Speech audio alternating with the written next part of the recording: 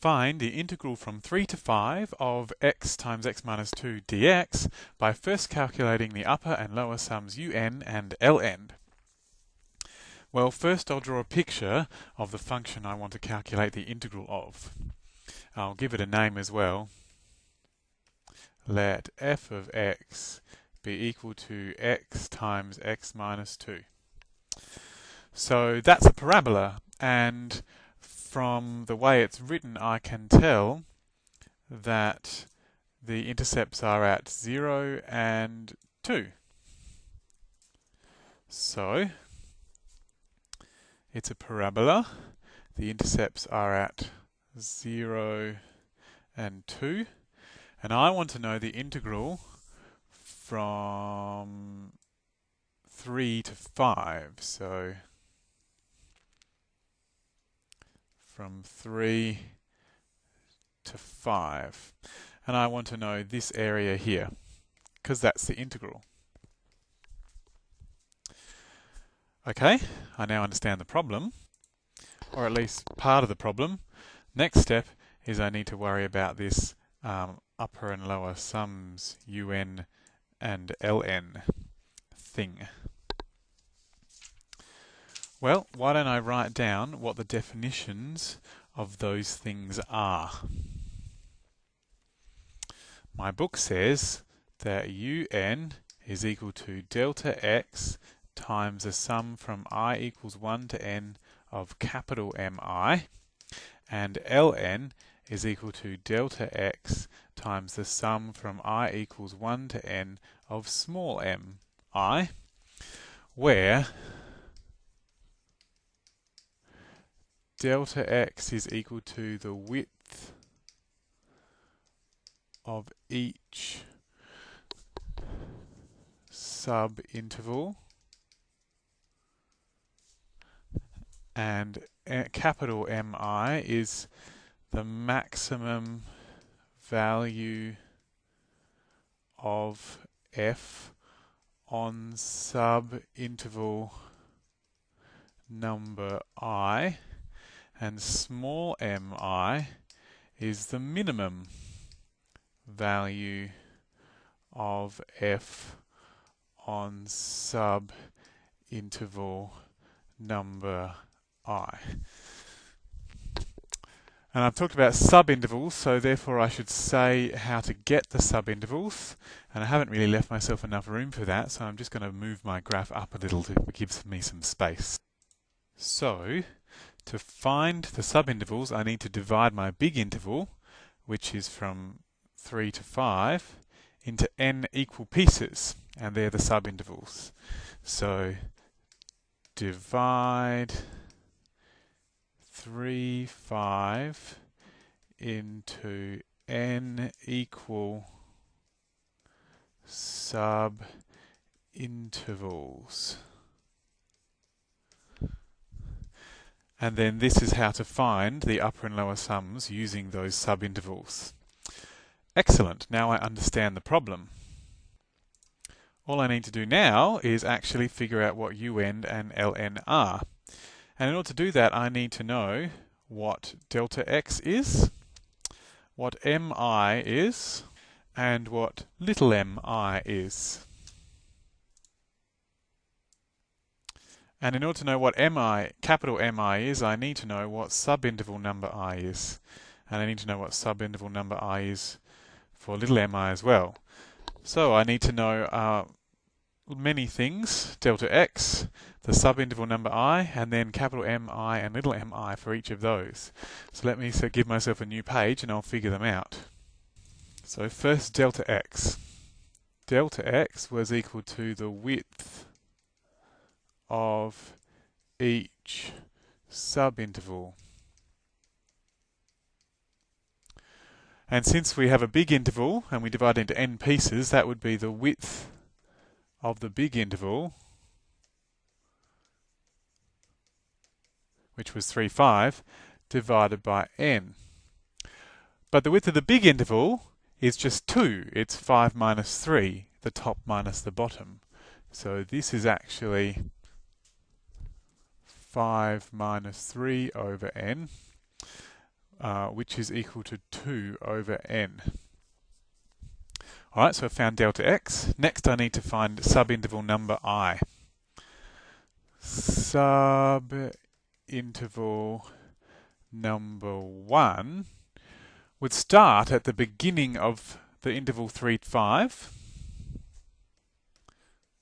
here, and it's 2 on n wide, so I'd add 2 on n. I'm going to write that as a delta x though. So we add one lot of delta x because that's how wide a subinterval is. Okay, and subinterval number 2 would be beginning at the end of subinterval number 1, and we'd add on an extra lot of delta x, so 3 plus delta x plus delta x. But that's really just 2 delta x, isn't it?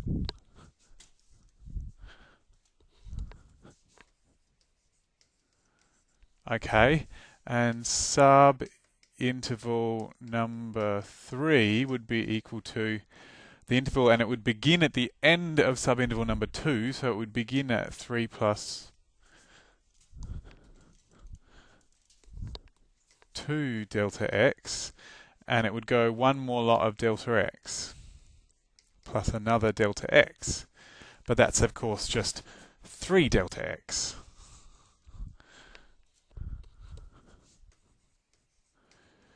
Okay, so my aim is actually to find out what subinterval number I is. So let me see if I can figure out the pattern here. Subinterval number I, well, subinterval number 3 ended at 3 plus 3 delta x, and subinterval number 2 ended at 3 plus 2 delta x, and subinterval number 1 ended at 3 plus 1 delta x. So subinterval number I would end at 3 plus I delta x. And subinterval number I would begin delta x before that endpoint. And just to check, subinterval number 3 ended at 2 delta x. Subinterval number 2 ended at 3 plus 1 delta x. So that's I minus 1. So 3 plus I minus 1 delta x. That's what subinterval number I is. Now, I don't really need to know what any of this is because I've got what subinterval number I is. So I'm just going to rub that out. So there's subinterval number I. And now I'm just going to put the value of delta x in, and delta x is really 2 on n. So that's 3 plus I minus 1 times 2 on n, 3 plus I times 2 on n. I may just rearrange this one so that they look similar.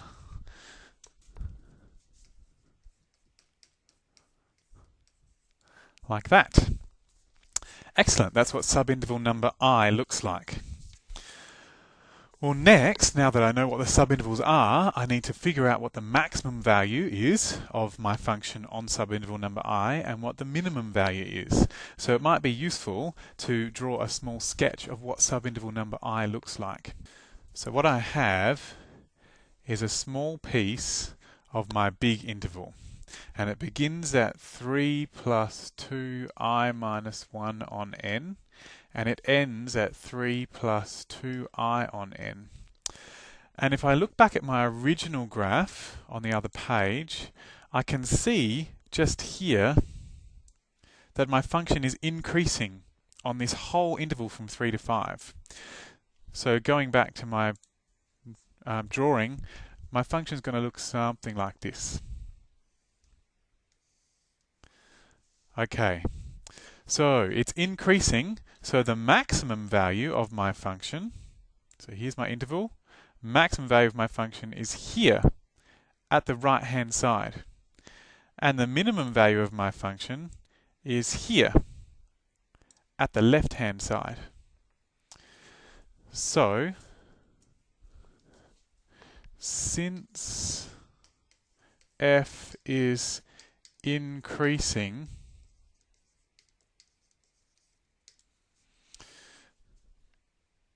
mi, which is the maximum value on my interval, would occur at the right hand side. So I should say that is on right-hand side of sub-interval number I. So therefore, capital MI is equal to the function value at that point. So the function value of 3 plus 2i on n, because that's the value of x at the left-hand side. And also, small mi would be on the left-hand side of sub-interval number I. So therefore, small mi would be equal to f of 3 plus 2i minus 1 on n. Well, let me just figure out in a bit more detail what capital MI and small mi are, and then from there I'll be able to calculate the upper and lower sums. So, capital MI was f of 3 plus 2i on n, and f was x times x minus 2, so I would get x times x minus 2.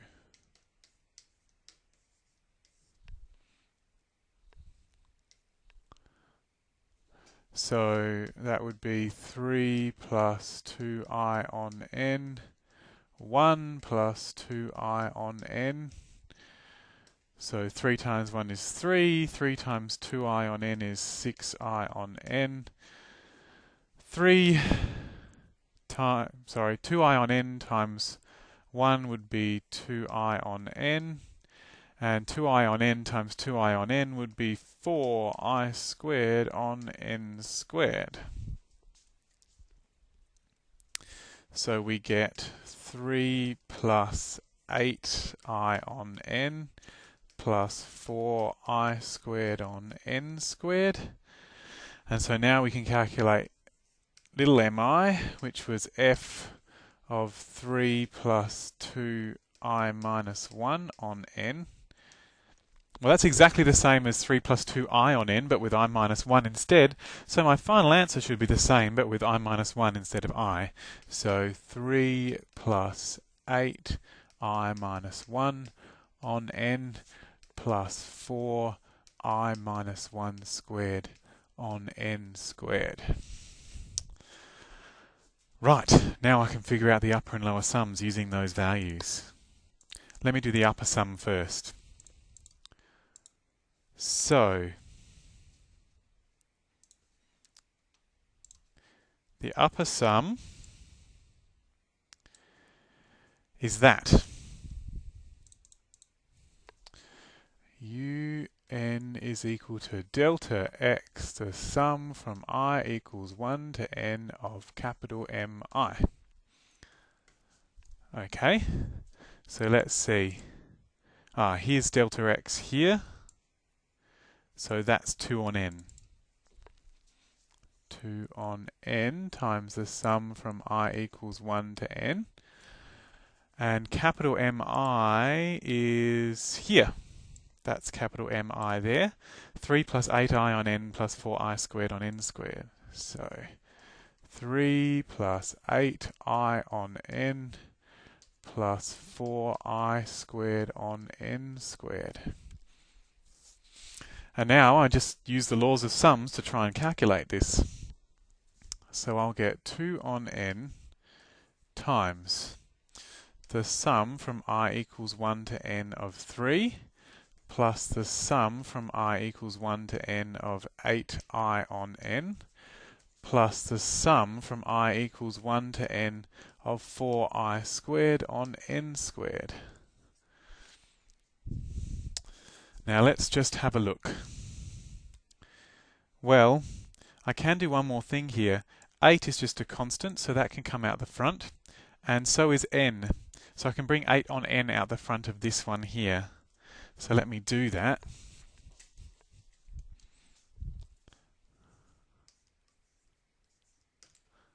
like that. And same over here, 4 is a constant and n squared is a constant, so I can bring the 4 on n squared out the front of this sum as well. So plus 4 on n squared, sum of I squared. The reason I've done that is because there are formulas for this and this, which I can look up. So let me see if I can make that work. 2 on n times. So first, the sum from 1 to n of 3. So that's just adding up n lots of 3, so that would be 3n. Plus 8 on n times the sum from 1 to n of I. So there's a formula for that. That would be n squared on 2 plus n on 2, like that. The reason I've written it that way is I'm going to have to expand the brackets. Another option would have been to write half of n plus 1, but that wouldn't be as useful because I want to expand the brackets anyway. Okay, and the next thing I want is the sum of I squared. So plus 4 on n squared.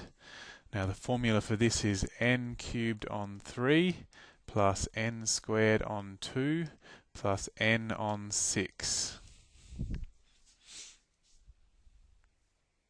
Okay, so now I have this great big expression that I can expand out and attempt to simplify. So we've got 2 on n times 3n plus 8 on n times n squared on 2 plus n on 2. So that would be 8n on 2, because this n would cancel with one of those. And that would actually be 4n, wouldn't it? 4n. And then I could expand this times this, which would be just 4. Alright, now for the next one.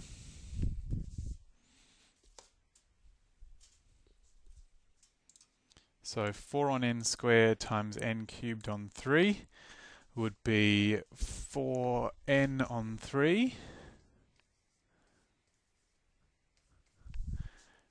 And the next one, 4 on n squared times n squared on 2 would just be 4 on 2, which is 2.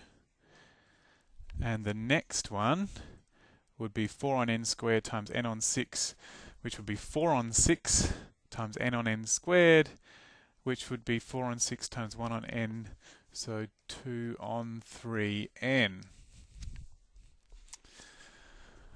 Alright, we can certainly simplify that. So 2 on n times 3n plus 4n plus 4/3 of n would be 7n plus 1 1/3 n, so 8 1/3 n. 8 1/3 n. And then plus 4 plus 2 would be 6. And then plus 2 on 3n.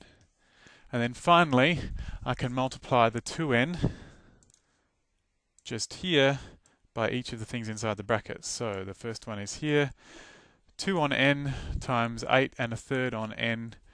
The n's would cancel and I would be left with 16 2/3.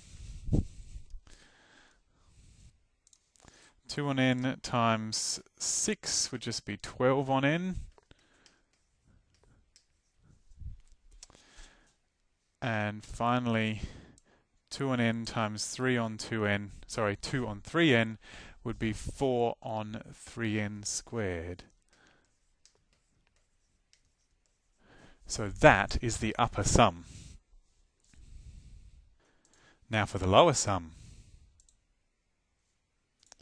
So the lower sum would be delta x, the sum from I equals 1 to n of small mi, and delta x was 2 on n, times the sum of I equals 1 to n of small m I. I can't remember what that is, so let me go back and find it. Here it is. There. 3 plus 8i minus 1 on n plus 4i minus 1 squared on n squared. So 3 plus 8i minus 1 on n plus 4i minus 1 squared on n squared. Alright, now I could, if I wanted to, expand all of this out, but it's going to be even worse than the upper sum because I've got all those I minus 1s. When I expand the I minus 1 squared, it's going to be very difficult. But, you know, I remember there's a trick I can do because that's all I minus 1 instead of I. So I can adjust the limits of my sum. So if I add 1 to both of these, to this and this, that would get me I in those spots, and I'll have to take 1 from each of these because that's the corresponding thing. That means I haven't really changed anything. So 2 on n would be the sum from I equals 0 to n minus 1 of 3 plus 8i on n plus 4i squared on n squared. And now that's looking really like the upper sum. What was the upper sum? The upper sum was the same but from 1 to n. And the lower sum is from 0 to n minus 1. So look, let me just see if I can figure that out. The upper sum was 2 on n I equals 1 to n of all of this stuff. I can't be bothered writing it because I'm just trying to figure out what the story is there. Okay, so the sum from 1 to n of all of that stuff would just be doing all of that stuff for every possible value of I and then adding them up. So I've got all this stuff for I equals 1 and all this stuff for I equals 2 all the way up to all this stuff for I equals n. And I add all them together and that's what I get. And the lower sum is 2 on n, but it's from 0 to n minus 1 instead. I equals 0, I equals 1, I equals n minus 1. Okay. So, what do I do there? Well, I suppose they've got a bit in common, haven't they? Look, this bit is here from 1 to n minus 1, and that's this part here from 1 to n minus 1, because that's the bit before I equals n. If I actually just do this,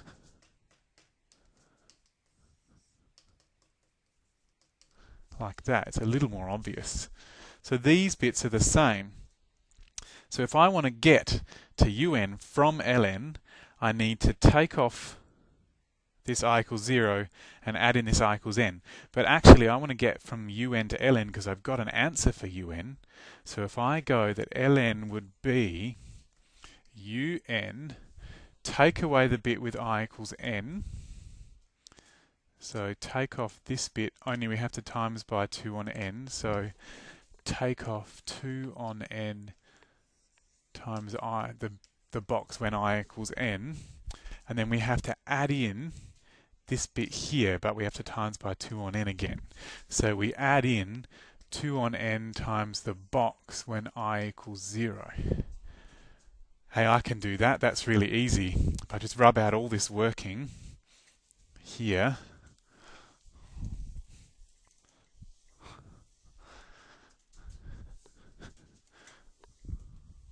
like this, that would mean that this is un minus 2 on n times the box when I equals n. So 3 plus 8n on n plus 4n squared on n squared plus the box when I equals 0 plus 2 on n 3 plus 8 times 0 on n plus 4 times 0 squared on n squared. Like that.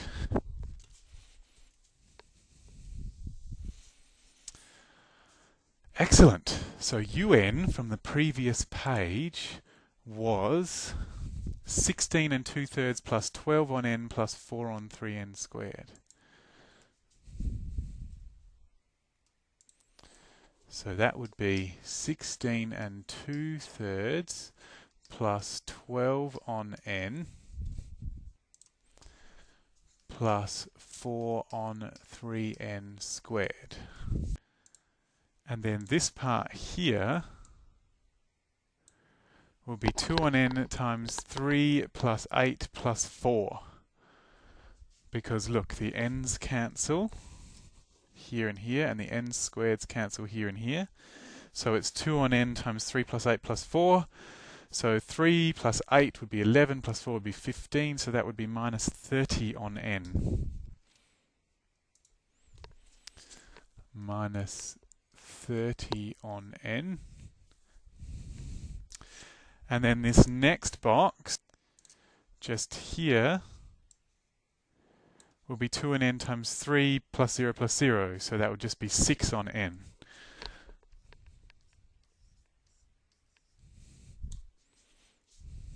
So let's see, 16 and 2/3 plus 12 on n minus 30 on n plus 6 on n. So that would be 18 on n minus 30, which would be minus 12 on n. So 16 and 2/3 minus 12 on n plus 4 on 3n squared. That's what the lower sum is. Well, now what do? I have the upper sum and I have the lower sum. I need to use them to find the integral. So, what do I know about the integral? Well, it's obviously somewhere between the lower sum and the upper sum, because the lower is the minimum on every interval, and the upper is the maximum on every interval. So, I know that ln is less than or equal to the integral from 3 to 5 of x minus 2 dx, which is less than or equal to un. Okay, so 16 and 2/3 minus 12 on n plus 4, is it? Oh yeah, 4 on 3n squared is less than or equal to the integral from 3 to 5 of x minus 2 dx, which is less than or equal to un, which was 16 and 2/3 plus 12 on n plus 4 on 3n squared. And that's true for every n. So, as n gets bigger and bigger and bigger, this bit gets smaller and smaller until as n is huge, it's approximately equal to 0. And again, as n is huge, this is approximately equal to 0. So my integral must be between 16 and 2/3 and 16 and 2/3, so that's, well, it must be. So therefore, the integral from 3 to 5 of x times x minus 2 dx is equal to 16 and 2/3. So let's just look back at what we did there. First we drew a picture of our function to see what it looked like. Then we wrote down how to find the upper and lower sum, which is dividing our interval into n equal subintervals, and then calculating the width of each subinterval and the maximum and the minimum on each subinterval. So the width was top minus bottom over n, and we figured out what subinterval number I was. And then because we knew that our function was increasing, we knew that the maximum was on the right-hand side and the minimum was on the left-hand side. Once we figured that out, we were able to calculate what the maximum and the minimum were in terms of n and I. And then using that, putting all those values into the upper sum, we were able to calculate what the upper sum was. And then with the lower sum, we put all the values into the lower sum, and we noticed that that was really similar to the upper sum, so we used what we had found for the upper sum already and adjusted it by taking off the value for n and adding on the value for 0 to calculate what the lower sum was. And then once we knew what those were, the number that was in the lower sum and the upper sum was what the integral turned out to be, because the rest of it was on n squared, or on n, and so they disappeared when n got bigger. If I had ended up with a decreasing function, then the maximum would have been over here, and my formula for the maximum would have ended up with an I minus 1 in this spot just here. And that wouldn't have been nearly as easy to calculate. But the lower sum would have had an I in this spot, and that would have been much easier. So I would have calculated the lower sum first, and then used that to find the upper sum if my function had been decreasing instead of increasing. So we have found the final answer and learned a little bit about what we would do if our situation was a little different.